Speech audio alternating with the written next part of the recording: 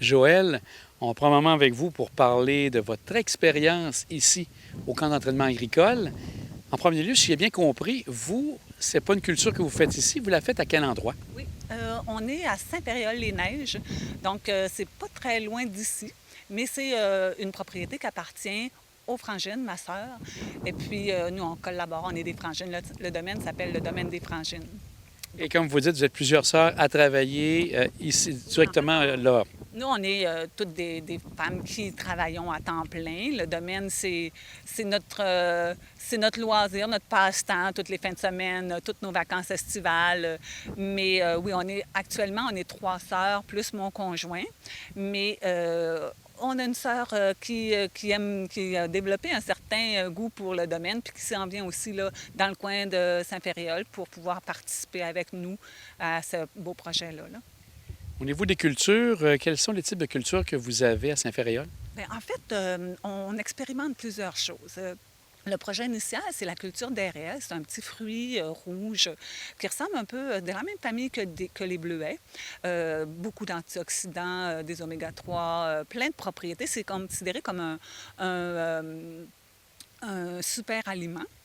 Puis, quand on a commencé, on a déjà, là, en commençant à exploiter cette première culture-là, bien, on a eu un don de plantes cassis, pour qu'on a planté des cassis. Mon conjoint, lui, avait comme projet de planter des argousiers. On est en train de planter des argousiers. Mon autre sœur, une des frangines, avait le projet de planter des noisetiers. Fait qu'on on explore plusieurs cultures. Notre culture, les deux cultures les plus importantes, c'est vraiment les RL et les argousiers. Là, on devrait avoir à peu près 4000 plants maintenant après 3 ans d'RL. Puis on a à peu près 1500 plants d'argousiers là, qu'on a plantés l'année passée puis qu'on va finir de planter là, d'ici d'ici qu'il y a de la neige. Là. Et pour vous, pour vos sœurs, c'est une troisième année au cas d'entraînement agricole. Qu'est-ce qu'on vient chercher après les 2 premières années pour une troisième année? Quelle expertise on vient chercher? Bien, contrairement au maraîcher, la culture d'RL, la culture d'argousier, c'est une culture pérenne. Donc, la première année, c'était toute la préparation des sols. La deuxième année, c'est encore, là, on a beaucoup plus implanté les argousiers, c'est encore toute la préparation des sols, etc. Puis la troisième année, bien là, nos plants ont commencé à pousser. Puis c'est de contrôler les mauvaises herbes, les ravageurs. C'est d'essayer de mieux comprendre, mieux détecter peut-être des maladies ou des champignons. Fait qu'on on a encore besoin d'aide. Tu sais, un maraîcher, c'est de recommencer à chaque année de la culture, mais nous, une fois que c'est implanté, il faut apprendre à les maintenir, puis les garder en santé, puis les amender. Fait que c'est ça qu'on vient chercher aussi, cette aide du camp d'agriculture biologique et entrepreneuriale, là, ça nous permet d'avoir une supervision, des conseils. Donc, c'est vraiment un atout, puis même que c'est notre dernière année, là, puis on va se sentir un peu abandonné, là, parce qu'on on a encore plein de choses à apprendre, là, qu'on n'a pas fini d'apprendre à maîtriser, parce qu'on est beaucoup dans l'implantation encore. On commence à récolter cette année des premiers fruits d'RL, de nos premiers plants qu'on a plantés à l'été 2023. Mais tout ce qu'on a planté l'été passé, tout ce qu'on plante cette année, bien là, ça va être juste dans quelques années qu'on va avoir des fruits. Là. Fait qu'on a encore beaucoup de choses à apprendre pour optimiser nos productions, puis pour justement détecter là, s'il y a soit des maladies ou des ravageurs là, qui pourraient nuire à nos récoltes. Et si on parle de Virginie maintenant, de quelle manière elle vous a aidé, Virginie, de ce côté-là au camp? Ah, Virginie, c'est une aide précieuse parce que un texto, elle répond dans l'heure qui suit. Elle fait des visites régulièrement. Tu sais, on a des questions. Virginie est vraiment précieuse pour ça parce qu'on sent qu'on a un soutien, on sent qu'elle a à cœur notre projet aussi. Virginie a connu les débuts, là, la première fois qu'on est allé sur le terrain, qu'il n'y avait rien d'exploité. Puis elle vient voir maintenant, puis qu'on a tout ce qu'on a fait en 3 ans à 3 filles plus mon conjoint, bien, c'est un peu tous les conseils, si ça va bien jusqu'à maintenant, puisqu'on n'a pas eu de problème, c'est grâce au conseil de Virginie, là. C'est grâce à l'appui, au soutien, puis l'aide aussi, les équipements qu'elle nous prête pour pouvoir faire nos butons, pour pouvoir préparer nos sols. on n'aurait pas cette aide-là aussi précieuse si on n'avait pas eu le camp et Virginie, là, parce que les équipements qu'on a, on le sait là, combien ça coûte, puis on trouve qu'on est vraiment chanceux de pouvoir avoir bénéficié de ces produits-là, là, ces équipements-là. Là. Mais Joël, un grand merci d'avoir discuté avec nous justement de cette belle expérience. Et peut-être qu'on aura l'occasion de se revoir pour la suite de ce qui se passe au domaine des frangines. Un grand merci à vous. Ça fait plaisir. Bonne journée. Oui, c'est ma première année là, au camp agricole là, avec l'Université Laval. Oui. Étiez-vous avec une autre personne, un partenaire pour travailler sur ces projets-là? Oui, c'est avec Alexandre Baudouin, en fait. C'est un collègue, on est toutes les deux de la restauration. Puis c'est ça, il s'est joint à moi là, quand je lui ai décrit le projet. Là, il croyait, fait qu'il voulait faire aussi partie de la relève. Et vous avez entendu parler du camp agricole, de quelle manière? J'ai eu 2 personnes qui m'ont mis en contexte du camp, dont Iris de Haut-Champignon, qui est une amie à moi. Puis on a travaillé aussi en hôtellerie ensemble. Puis Anne-Marie Richard de la MAPAC, là, qui était ma conseillère, qui m'a suggéré fortement également là, de participer au camp.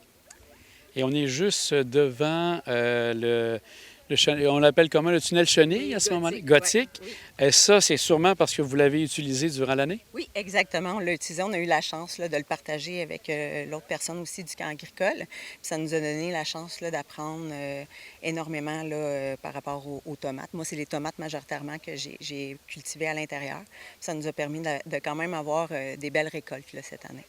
Et si je comprends bien, le tout a servi pour la restauration. Comment ça s'est fonctionné cette année? Oui, bien, en fait, nous, notre projet est vraiment axé sur, en fait, ça s'appelle Ferme et Chef. Puis on travaille vraiment en collaboration avec les chefs pour leur offrir des parcelles qui leur sont dédiées à eux. Fait que c'est comme plein de petites micro-fermes là, qui vont prendre forme puis qui va créer un écosystème. Puis on travaille toujours en amont aussi là, avec des nouvelles variétés pour les introduire après ça dans leur menu. Fait que c'est toujours l'année de production, puis on fait des tests en même temps pour l'année à venir. Fait que c'est vraiment un projet qui est en collaboration puis adapté pour les besoins là, des chefs en restauration puis d'hôtellerie. Cet été, on peut parler de combien de chefs qui ont pu collaborer avec vous? Au total, 3. Mais tu sais, c'est sûr que cette année, c'était vraiment une année de départ. Fait que tu sais, on a fait aussi des tests. Moi, j'avais de l'expérience en framboise, mais j'avais pas d'expérience au niveau des légumes. Fait que là, cette année, c'était voir, bon, mais qu'est-ce qu'on cultive. J'ai fait beaucoup de variétés sur une petite surface, donc les quantités n'étaient pas énormes. Puis c'était d'approcher quelques chefs, là, dont le manoir Montmorency, la CEPAC, manoir du Lac-de-L'Âge, puis les Trois-Becs aussi, ici, là, à Beaupré. Puis, dans le fond, c'est ça, c'était de leur offrir les produits pour après ça tomber en planification pour l'année prochaine, où que là, le projet va vraiment prendre forme. Et je pense que ce qui est important, c'est le support que vous avez eu. Je pense que Virginie a été un apport très important pour vous. Oui, bien, ça nous a vraiment un accompagnement. C'est aussi nous, tu sais, on avait fait l'achat d'une terre aussi, mais qu'on ne pouvait pas cultiver cette année. Fait que le camp agricole nous a permis d'avoir accès et de commencer notre expérience avec un encadrement, tu sais, de Virginie, puis aussi de sa stagiaire. Fait que ça nous a vraiment permis d'établir des bonnes bases pour après ça établir une confiance qui se bâtit avec le temps, là. Puis qu'est-ce qui s'annonce pour vous dans les prochaines années? Bien là, c'est sûr que l'année prochaine, on espère encore être ici sur les terres parce qu'il nous reste encore du travail à faire sur la terre qu'on a achetée. Puis après ça, bien, en 2027, là, on s'en va s'établir là-bas. Fait qu'il va y avoir une transition là, pour pouvoir vraiment établir les parcelles là, fixes puis tout ça, là. Et rappelez-nous, vous, c'est dans le secteur de Portneuf? Oui, Saint-Léonard de Portneuf. Là, on a acquis une terre. Là, c'est quand même 26 hectares là, qui ne sera pas toute produite parce qu'on n'y arrivera pas. Mais il y a aussi Iris de Haut-Champignon qui va faire des truffes. Nous, on va faire une partie maraîchère. Il y a du bovin qui vient aussi là, s'occuper du terrain puis tout ça. Puis, tu sais, fait que ça va être tout plein. On va bâtir tranquillement, pas vite, un gros écosystème là, qui est mis sur la biodiversité. Bien, un grand merci, Julie. Puis on espère que, bien sûr, vous ayez réussi tout ce que vous souhaitez accomplir dans les prochaines années. Un grand merci à vous. Merci à vous. Merci. Antoine, c'est votre première expérience au camp d'entraînement agricole. Est-ce que vous avez fait l'expérience seule pour travailler ici au camp d'entraînement agricole? Non, en fait, c'est un projet conjoint qu'on a, mon épouse et moi. Donc, l'idée derrière ça, là, c'est d'avoir une ferme familiale. Donc, j'ai eu beaucoup de support là, de ma conjointe Maude, mais aussi de notre entourage, là, de mes parents, de mes beaux-parents. Donc, c'est un projet comme vous dites justement, au futur. Quel type de culture que vous avez fait ici cette année? Donc, du maraîchage biodiversifié. Donc, on a fait de l'ail, des oignons, des poireaux, des courges, des courgettes. Puis dans le tunnel où on se trouve en ce moment, on a fait des poivrons et des tomates. Puis aussi une variété là, de légumes racines et légumes feuilles, donc des carottes, des panais, puis des laitues. De votre côté, d'avoir été à l'extérieur du tunnel et à l'intérieur du tunnel, est-ce que ça a eu un changement au niveau de la manière que vous avez travaillé ou c'est le même type de culture que vous avez à faire de ce côté-ci? Il y a une énorme différence. Moi, j'ai beaucoup apprécié travailler avec le tunnel chenille gothique. Ça prolonge définitivement la durée de la saison de culture. Puis ça limite beaucoup le désherbage qu'il y a à faire, puis l'entretien. C'est sûr que là, c'est des petites superficies, mais moi, je le recommande. Là. C'est beaucoup plus facile à gérer. Et maintenant, vous avez fait plusieurs produits. Comment s'est passée la mise en marché de vos produits? Donc, nous, on a fait des paniers bio sur commande, donc sans abonnement, les semaines où on n'était pas dans les marchés publics. Puis on a fait trois fins de semaine de marché public par l'entremise du programme La Parcelle du Grand Marché de Québec, qui se veut une vitrine là, pour la relève agricole. Donc, on bénéficie d'un tarif préférentiel là, pour les entreprises qui ont moins de 5 ans dans l'agroalimentaire. Puis ça nous a donné beaucoup d'élan. C'était des fins de semaine très lucratives. Puis on vend aussi à quelques garderies, dont le CPE que notre enfant fréquente, et à un restaurateur de la Ville de Québec. Avec la saison qui se termine, quel est votre bilan de ce premier camp d'entraînement agricole?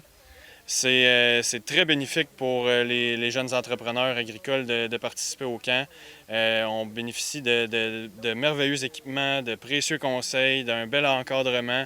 Puis le bilan, c'est qu'on veut continuer, c'est qu'on veut, on veut poursuivre l'expérience puis devenir propriétaire là, plutôt que d'avoir une vision à plus court terme là, en étant locataire. Donc, c'est une expérience que vous souhaitez que d'autres personnes fassent la même chose que vous et s'inscrivent au camp d'entraînement agricole? Absolument. Il faut garder en tête l'autonomie alimentaire du Québec qui est en déclin, malheureusement. Puis ça, il faut se le rappeler, c'est pas le problème des autres, c'est le problème de tout le monde.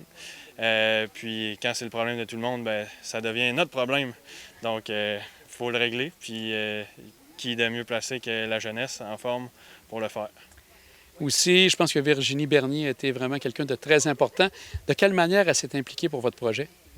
Eh bien, elle nous a donné des conseils agronomiques, des conseils par rapport à la mise en marché.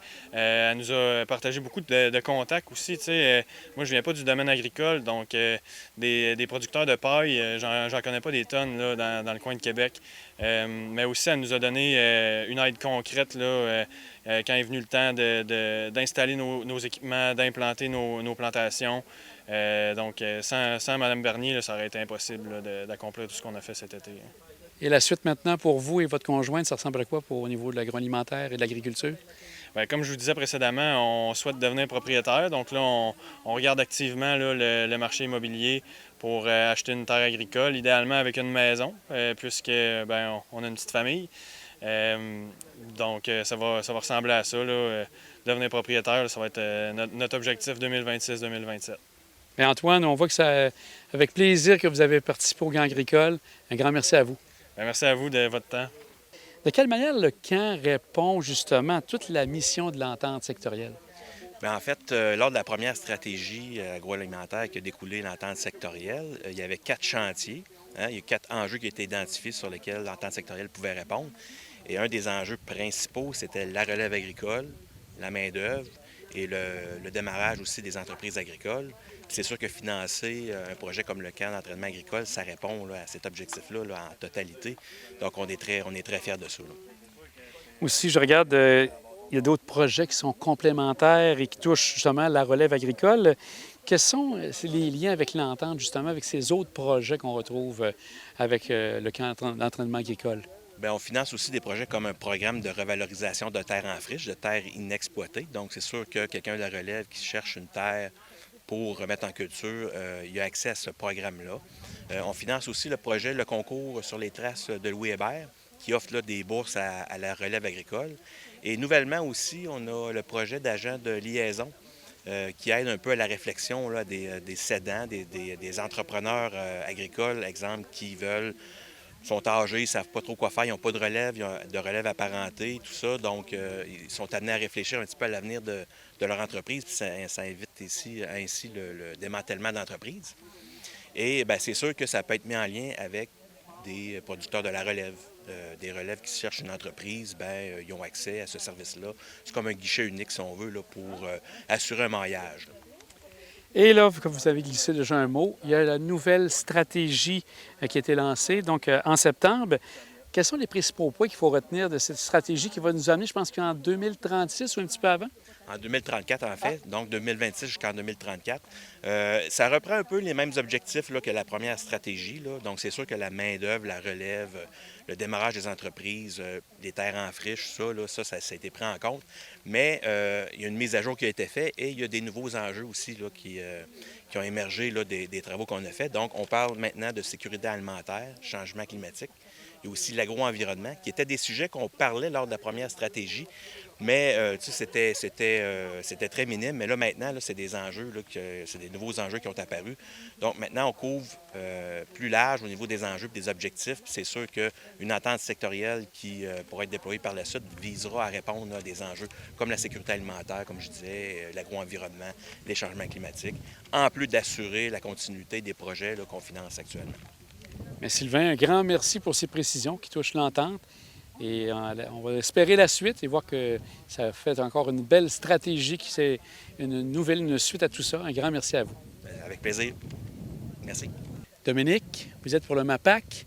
On va prendre un moment aussi pour en savoir davantage sur ce qui touche le démarrage, également aussi la reprise d'entreprises agricoles. Si on y va avec les étapes importantes par rapport à tout ça, démarrage et reprise d'entreprises agricoles, quelles sont ces étapes les plus importantes? Oui, bien effectivement, au ministère de l'Agriculture, on juge là, que c'est très important de bien démarrer son projet puis d'y aller selon les bonnes étapes. Un des éléments clés de succès, là, c'est d'être bien accompagné. Alors, avant de démarrer son projet, puis dans la réflexion, on peut consulter un conseiller en développement régional chez nous, au ministère de l'Agriculture, qui va pouvoir nous aider peut-être à avoir des références, des ressources pour pouvoir être bien accompagné dans les différentes étapes.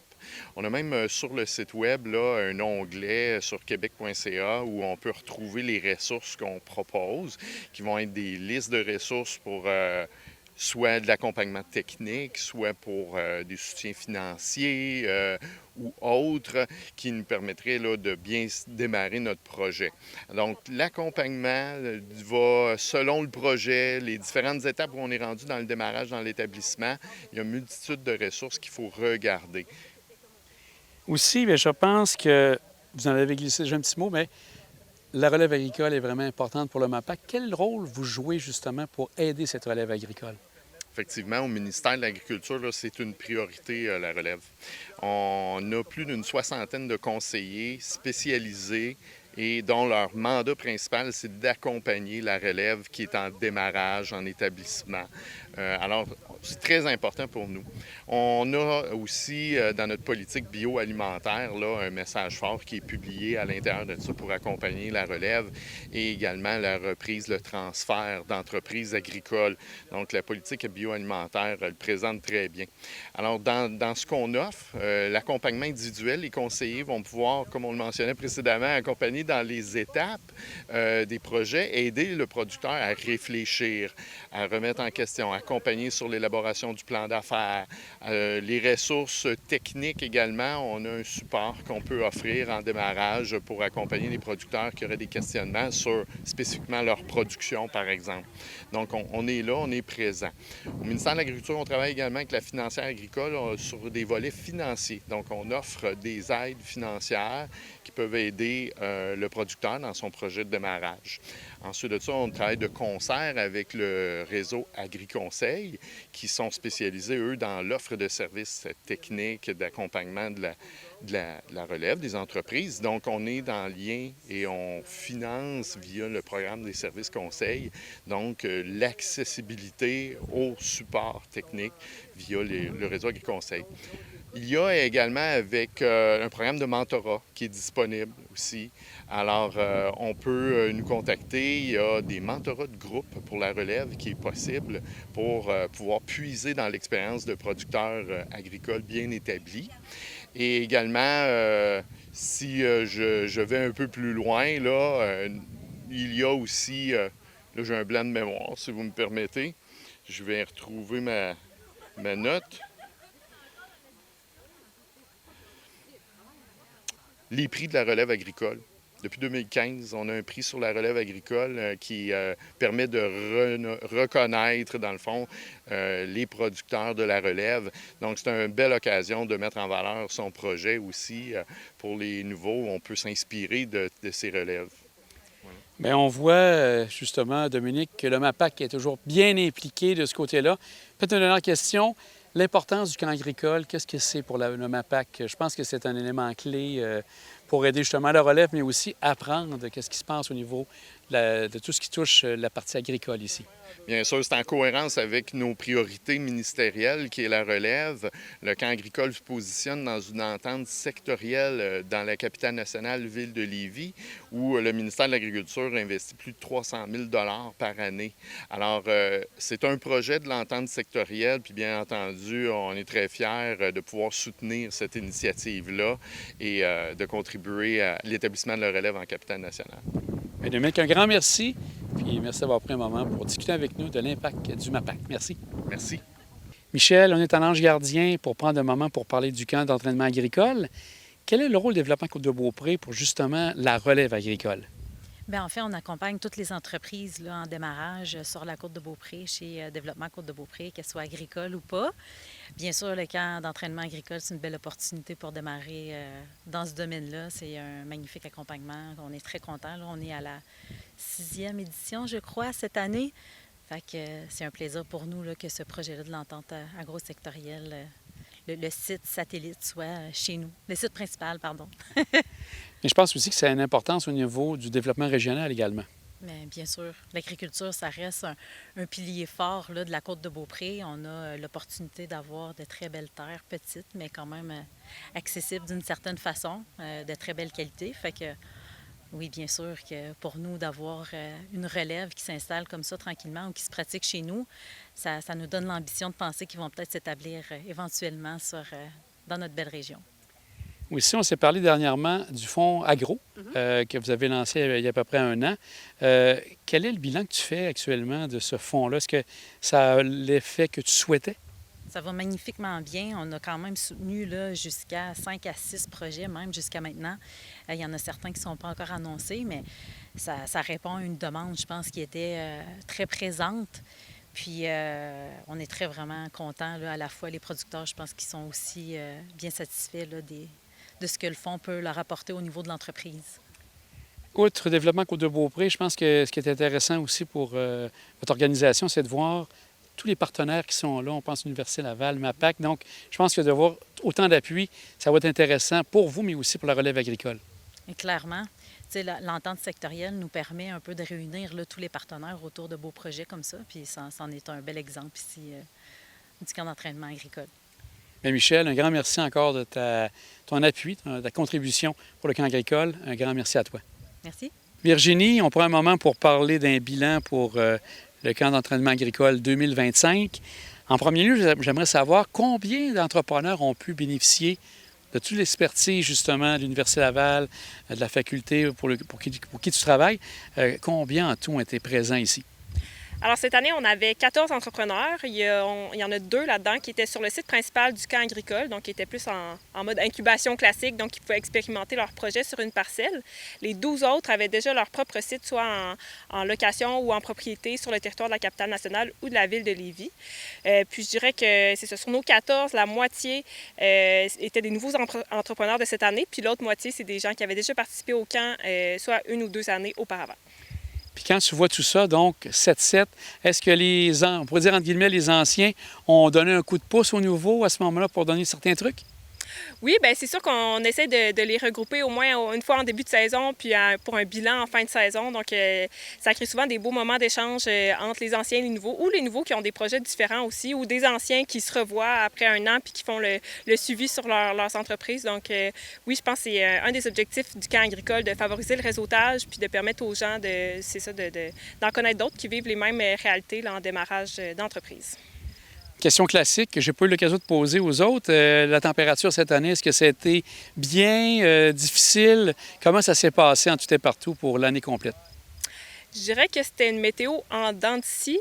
On a commencé avec un printemps assez frais, quand même, pas très pluvieux. En fait, le mois de juin, ça a été vraiment pluvieux jusqu'à la mi-juillet environ. Puis après ça, plus rien, plus de pluie. On dirait que la nature nous a écoutés, mais un peu trop. Puis après ça, ça a été la sécheresse quand même pour le reste de l'été. Donc, j'avoue que pour les maraîchers, c'est pas des conditions de culture qui ont été si faciles que ça. Somme toute, les gens sont résilients, nos producteurs sont quand même résilients, essaient de trouver des solutions, restent à l'affût pour l'irrigation, mais c'est ça. C'était une saison, on va dire, en dents de scie qui n'était pas des plus faciles pour la saison 2025. Comme tu parlais, en ayant 14 personnes qui étaient un peu réparties partout, c'est tout le territoire de la capitale nationale et de Lévis qui avait au moins quelqu'un un peu partout sur le territoire. Oui, exact. On a des gens dans Charlevoix-Est, Charlevoix, sur la côte de Beaupré, évidemment. J'ai une participante qui est sur l'île d'Orléans également, des gens dans Port-Neuf, 2 personnes à Lévis. Donc oui, on couvre assez bien notre territoire, puis c'est le fun de voir les réalités aussi différentes là, entre les différentes MRC, les différentes régions. Quel est le bilan que tu fais de cette année? Est-ce que tu es fier de ce qui s'est passé avec le groupe de 2025? Oui, vraiment. Ça a été une saison occupée, je dirais. Il n'y a pas eu beaucoup de temps mort, mais en tout cas, c'est ça, l'agriculture en l'été, faut donner de l'énergie au bon moment. Je dirais que particulièrement sur le site du camp agricole cet été, il y a eu une belle entraide entre les 2 entrepreneurs qui étaient là. Beaucoup d'appui de part et d'autre, que ce soit pour gérer l'irrigation, pour des récoltes ou pour l'appui à la mise en terre de certaines cultures et tout ça. Il y a vraiment eu une belle collaboration, puis ça leur a permis de développer leur réseau aussi. Donc, c'était particulièrement plaisant d'être ici cet été avec eux, puis de les accompagner, puis de les voir cheminer là, dans leurs projets. Et pour dire que ça va être complété, est-ce qu'on peut parler de l'Action de grâce, où là, c'est vraiment le dernier moment où vous allez être tout le groupe ensemble, ou c'est déjà terminé pour la saison? Non, il reste encore des récoltes au champ, puis je dirais que ceux qui ont leur propre site aussi sont dans les dernières récoltes, tout ce qui est légumes de conservation et tout ça, c'est encore en champ. Pour ce qui est du bilan de la saison, moi j'attends plus généralement au mois de novembre. Un coup que tout le monde s'est reposé un peu puis a pris un petit pas de recul. Donc j'essaie de convoquer les gens de venir à l'université pour le bilan, c'est ça, au mois de novembre à peu près. Puis ici, le site principal du camp agricole, c'est ça, l'Halloween, c'est pas mal terminé. Il y a encore du ménage à faire, des choses à entreposer, tout ça. Mais le gros de la saison est passé, effectivement. Et ce qui était particulier aussi cette année, c'était le tunnel chenille qui était gothique, j'ai bien compris. Il a été utilisé. Est-ce que c'était un bon avantage pour les gens qui ont pu l'utiliser? Oui, certainement. En fait, on a eu le privilège cette année d'avoir un super partenariat avec les serres Guy Tessier qui nous ont offert un tunnel chenille gothique pour le site principal du camp, puis qui ont aussi fait tirer un tunnel chenille gothique parmi les autres participants. Donc, vraiment, ça a été un gros ajout pour cet été. Cette année, en fait, au mois de mai, c'était vraiment le fun. J'ai rassemblé tous ceux qui étaient partants de venir donner un coup de main. On a monté ça ensemble. On a appris comment la structure fonctionnait, mis le plastique. C'est sûr que c'était un petit coup à donner en début de saison pour l'installation, mais après ça, les entrepreneurs en ont clairement bénéficié. Puis ça leur permet aussi d'expérimenter la culture sous abri. Donc, vraiment, c'était un gros atout pour cette saison. On l'a grandement apprécié. On parle beaucoup du camp d'entraînement agricole, mais je pense aussi qu'avec la CMQ, il y avait d'autres possibilités, d'autres éléments qui sont ajoutés, d'autres expériences pour certains membres ici. Quelles ont été ces expériences supplémentaires au camp d'entraînement agricole? Oui, en fait, on a la chance dans la capitale nationale et Lévis d'avoir une super entente sectorielle agricole, agroalimentaire qui soutient la relève agricole à travers différents projets. Oui, il y a le camp d'entraînement agricole que je connais assez bien, mais il y a aussi le projet, le concours en entrepreneuriat Louis Hébert, dans le fond, qui se déroule, la période de sélection vient de se terminer, puis la finale va avoir lieu au mois de décembre. Parmi les 14 entreprises que j'ai cette année, il y en a 6 qui ont déjà fait le parcours Louis Hébert, qui ont déjà été parmi les 4 finalistes, puis qui ont eu droit à une bourse là, pour soutenir leur entreprise en démarrage. Puis c'est ça, parmi les autres projets qui sont soutenus par l'entente sectoriel agricole agroalimentaire. Il y a également le programme des terres en friche. Donc, les gens peuvent appliquer pour avoir une subvention pour la remise en culture de leur terre qui est en friche, en fait. Là. Donc, puis parmi les entrepreneurs du camp, il y en a au moins 2 ou 3, là, certainement, qui ont pu bénéficier de ce programme-là. Donc, on voit que c'est vraiment des programmes qui sont complémentaires, puis qui permettent de soutenir le développement régional puis l'agriculture là, dans notre région. Et je pense que pour l'Université Laval, c'est une belle exposure, une belle vitrine de parler de relève agricole. Puis je pense que vous le faites bien. En terminant, est-ce que tu aurais des éléments supplémentaires à parler ou on peut dire mission accomplie pour cette année?